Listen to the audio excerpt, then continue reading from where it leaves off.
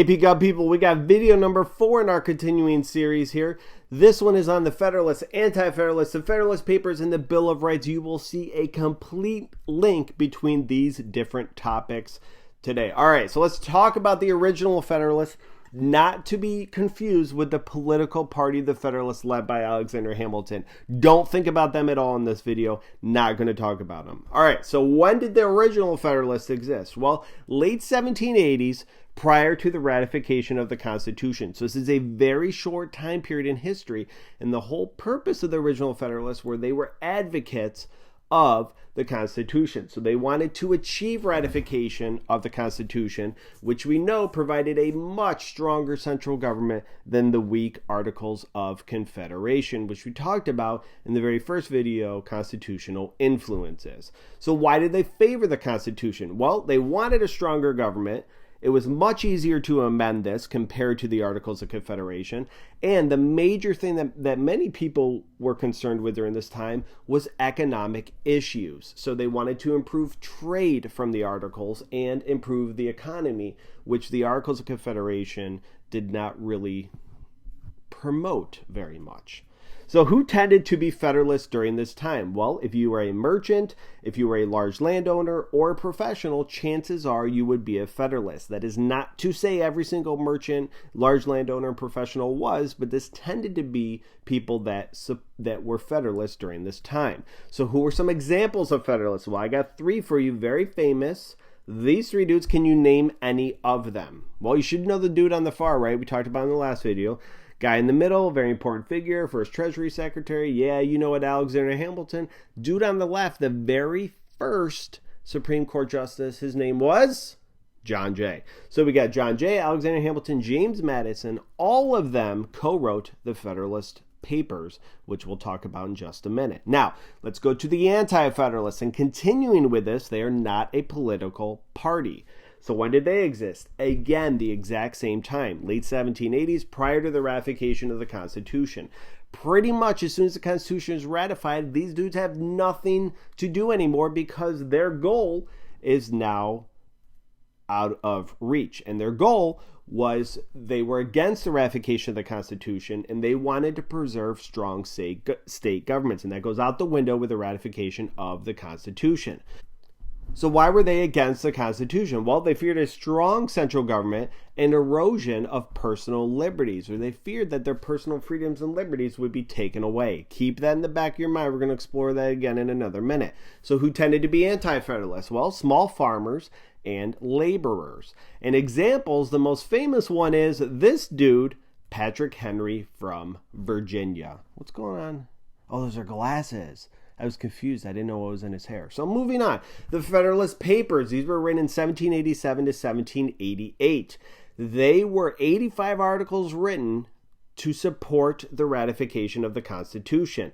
Who wrote them? You already know those 3 guys. Yep, it's these 3 again, Jay, Hamilton, and Madison.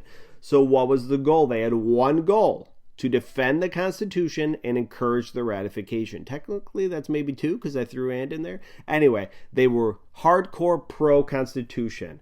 Did they successfully influence the New York legislature to ratify the Constitution? Because many of these articles appeared in New York newspapers. Well, there's little evidence that their writings actually influenced the legislature. But why they are so important, why historians love these, is it gives tremendous insight into the thinking of the framers, especially this dude, Madison, who's kind of seen as the father of the Constitution. So it really gives an insight into how the original framers envisioned the Constitution to work. So what are famous articles to know? Federalist number 10 deals with factions and controlling factions, or kind of political parties. And Federalist 51, talked about in the last video, separation of powers and checks and balances. And what do you know? I have a video for both of these Federalist papers. Check it out in the description below. I got you covered. All right, so let's talk about the Bill of Rights, ratified in 1791 after the Constitution was ratified. So they're the first 10 amendments to the Constitution. Although 12 were proposed, only 10 made it. And here is the original Bill of Rights, a picture. It's kind of hard to read in that fancy cursive there. So who wrote them? Well, it was predominantly written by James Madison. So what was the purpose of this? Very important to know. Start this right now. The purpose is to restrict powers of the federal government and preserve liberties and freedoms. That was a concern of those anti-federalists. So why were they added so quickly after ratification? It's pretty amazing when you think about it that 10 amendments were added like not even 2 years after the ratification of the Constitution. Well, the Federalists promised to add them. They basically went to the anti-federalists, people like Patrick Henry. They're like, listen, we know your concerns. We know your fears. If you agree to ratify the Constitution, we will immediately add some Bill of Rights that will protect your liberties. And they were like, okay, sounds like a deal. And ultimately, very, very important to know, the promise of adding the Bill of Rights helped gain, I don't know why it's cut off, support for the ratification of the Constitution. All right, so let's take a look at the Bill of Rights. I'm going to quickly go through these different rights listed here. We'll go more in depth into amendments in a future video. So number one, there are 5 different freedoms you need to know. Religion, assembly, press, petition, and speech. I think of it as RAPS, R-A-P-P-S. Number 2, the right to bear arms. Certainly in the news in recent years, this idea of gun control versus little to no restriction on gun laws. Number 3 is the no quartering of troops in a person's house. 4, very important one we'll talk a lot about in this course, it is no unreasonable search and seizure. So the idea that you need that police need a warrant to search your house. Number 5, several things in here. A grand jury is required prior to a trial. No double jeopardy, meaning you can't be charged with the same crime twice. Can't testify against yourself. You can't be forced to in a trial. And you can't lose property, life, or liberty without a trial. So those things cannot be taken away from you without a trial first. The 6th Amendment deals with a speedy trial and the right to an attorney, the ability to cross-examine witnesses and present witnesses that are favorable to you in trial. So that's kind of the trial amendment. Number 7 is a jury trial in a civil suit. The 8th Amendment is no cruel and unusual punishment.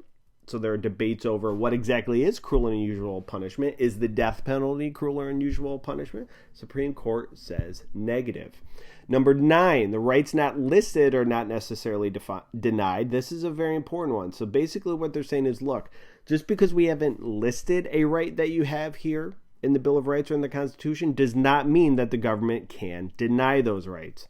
And number 10, very important, we'll talk about this in the next video, states that powers not delegated or given to the federal government are reserved for the states or the people. And this is known as federalism, which we'll talk about. And it's very important to know as well, which we're talking about in future videos, that these Bill of Rights were originally interpreted to limit the federal government, not necessarily state governments. It's not going to be until later, this idea of selective incorporation, where the Bill of Rights will apply to states as well.